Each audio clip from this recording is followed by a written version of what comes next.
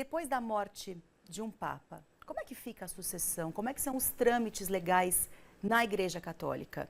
É sobre isso que eu converso agora ao vivo com o Frei Rinaldo. Frei, muito obrigada pela sua participação, é um prazer te receber aqui. Eu que agradeço, Marcela. Bom dia para você, bom dia para os nossos amigos. Eu começo dizendo, Marcela, que o Papa Francisco foi muito feliz. Muito feliz por quê? Porque ontem o mundo estava celebrando, coroando a Semana Santa com a grande festa da ressurreição de Cristo, a vitória sobre a morte. E o Papa Francisco pegou a carona, né? Pegou a carona e agora está no céu, vivo. Então, e claro, nós que ficamos aqui, o sentimento de dor, de tristeza, de saudade já, né? Mas faz parte do processo e a gente sabe da debilidade do Papa Francisco. Então, como a gente sempre fala com carinho, ele descansou. E o legado agora ele vai fazer mais por nós lá no céu do que talvez de tudo aquilo que ele fez aqui na terra por nós, né, E Marcela? fez bastante, né? Porque foi um Papa que cativou muita gente, que defendeu muita gente, inclusive pessoas que não eram tão defendidas assim, tão vistas assim, aparentemente pela igreja. Ele veio mostrando que empatia, simpatia, e trouxe muita gente de volta à igreja. Todos tinham acolhida no coração do Papa, todos tinham. O Papa da simplicidade, do carinho, acolhia, conversava, ia ao encontro, pegava uma criança no colo, emocionava. Ou seja, por onde ele passava era pura emoção, de tanto afeto, de tanto carinho, de tanta acolhida que ele nos ensinou como ser humano. Acolher o ser humano, não importa a sua condição, a sua religião, a sua história de vida, ele acolhia. Era isso que fazia Jesus, né? Até por isso que muitas pessoas que não seguem o catolicismo, não são católicas, tinham uma identificação, um carinho, um respeito pelo Papa Francisco, né? Frei, agora veio a confirmação da morte dele. O Pedro Coralha, lá de Aparecida, falou, o Dom Orlando falou, agora vamos rezar pelo novo Papa. Como é que é definido um novo Papa? O que é o conclave que muitas pessoas falam? Vamos entender um pouquinho o processo, Marcela, assim, rapidinho. Primeiro, vem o Camerlengo. A igreja é comandada a partir de agora, nessa sede vacante, por um grupo de cardeais, cuja liderança é um nome chamado Camerlengo. Né? O nome do Camerlengo é Kevin Farrell, é o atual Camerlengo. Ele é o responsável por toda essa dinâmica. O que ele faz? Então, quando o Papa, né, morre, o médico dá o laudo da morte do Papa, o óbito, ele pega um martelinho, né, simbólico, lá vai na testinha dele e pergunta pelo nome. Jorge, 3 vezes, assim. Quando, claro, detectou a morte, etc., assim, que o médico já deu, ele pega o anel do pescador e quebra, né? Você viu, a gente viu o Papa dando bênção, assim, tem o anel do pescador. O anel dele é muito simples, uma cruz, assim. Então, a quebra desse anel, por quê? Porque antigamente todos os documentos papais eram assinados com a marca do anel do Papa, para ratificar a confirmação da seriedade do documento, a oficialidade do documento. Então, há uma quebra para ninguém falsificar nada a partir de agora.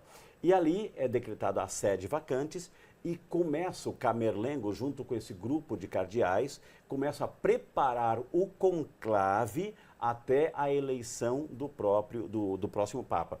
Nesse tempo em que há esse processo de eleição do próprio Papa, todos os cargos da Cúria são suspensos, todos os cargos, é decretado a sede vacância.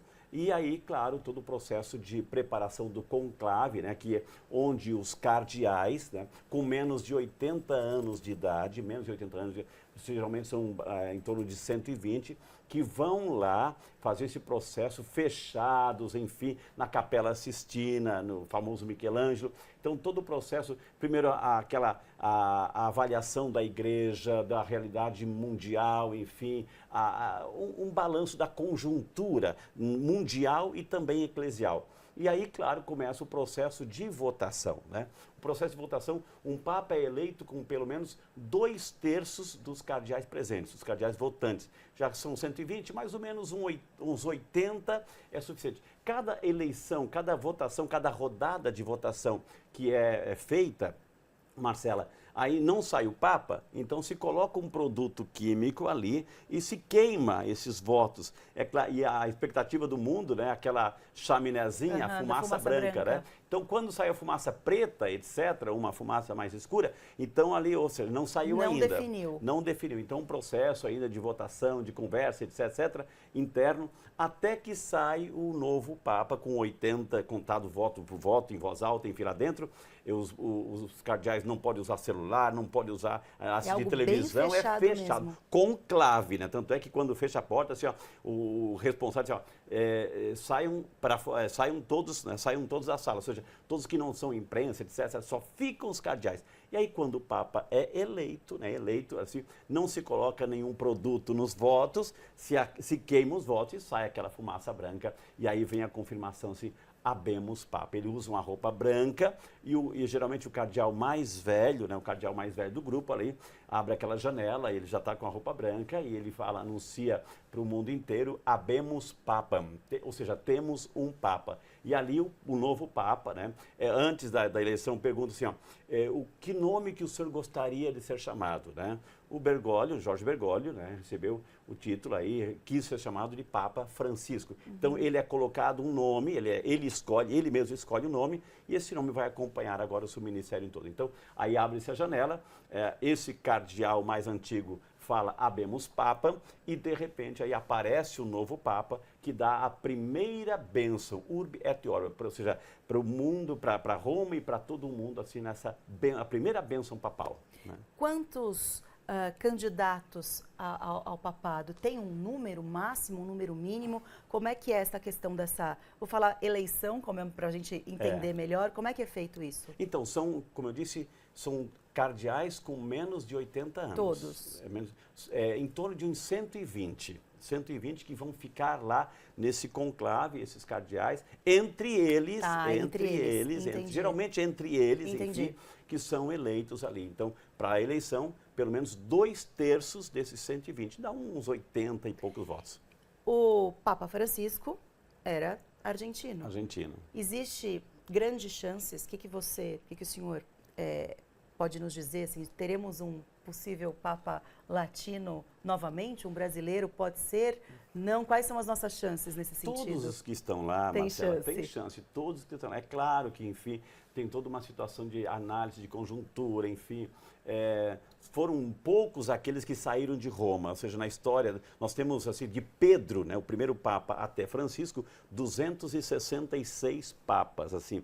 Desses 266, pelo menos 200 papas foram de Roma, ali, da Itália, enfim. Alguns, assim, da África, da Grécia, enfim, aqui da América do Sul, enfim, temos a Alemanha, enfim, então, Polônia, né? Mas, assim, a grande maioria foram europeus e italianos. Então, quem sabe, né? Quem sabe a gente vai ter uma surpresa, temos que rezar, né? Exatamente. Frei, como é que fica com relação à despedida de um Papa? Foi constatada a morte do Papa Francisco. Muitas pessoas que até conversaram com a gente que estão no Vaticano disseram que foi uma comoção, e a gente consegue entender, obviamente, se aqui no Brasil já foi, imagina receber essa notícia ali no Vaticano. As pessoas, elas vão poder se despedir do Papa Francisco? Como é que é feita essa questão de velório, de enterro? Como é que é essa despedida quando se trata de um Papa? A gente tem a graça hoje de poder, assim, ter as mídias, né? As redes de comunicação, rádio e televisão, que nos aproximam de todos os eventos simultaneamente. Então, é claro, a gente teve essa comoção grande com o Papa João Paulo II, etc. Então, o Camerlengo, esse responsável, esse assistente, esse cardeal responsável por essa logística, por essa organização, enfim, que vai convocar o conclave, que anunciou a morte, etc. Então, ele é o responsável. O Camerlengo é assuntos internos. Tem, claro, o secretário de Estado com assuntos internacionais, afinal de contas, o Vaticano é um país. Tá? Então, esse Camerlengo vai organizar o conclave e também toda a logística do funeral. Então, claro que sim. Geralmente, assim, o Papa Francisco pediu algo mais simples, enfim, em vida, mas, assim, geralmente é colocado o caixão, né, na praça pública, ali no Vaticano, enfim, onde vai ter todo um ritual, uma cerimônia, e as pessoas, é claro, vão poder, assim, pelo menos passar por perto, assim, para dar esse último adeus, né, ao nosso querido Papa Francisco. E tem alguma previsão de data para que isso aconteça, essa despedida aconteça? Geralmente, assim, acontece nos próximos 7 dias. Então, provavelmente, assim, até quarta-feira, né, logo a gente vai ter a confirmação, né, do próprio Camerlengo e das autoridades lá internas do Vaticano, a logística desse funeral. Mas assim, porque tem toda uma preparação, ou seja, todos nós somos importantes, mas o Papa não é uma pessoa, digamos, comum, né, o Marcelo? Então tem toda uma preparação. Geralmente, assim, em torno de uma semana se organiza e em torno também de um mês, 15, 20 dias se organiza já esse conclave, essa convocação para os próximos cardeais se reunirem lá em Roma para começar o processo da eleição do novo Papa. Tá certo. Frei Rinaldo, muito obrigada pela sua participação. Foi um prazer te receber aqui. Muito obrigada. Que Deus te abençoe. Amém.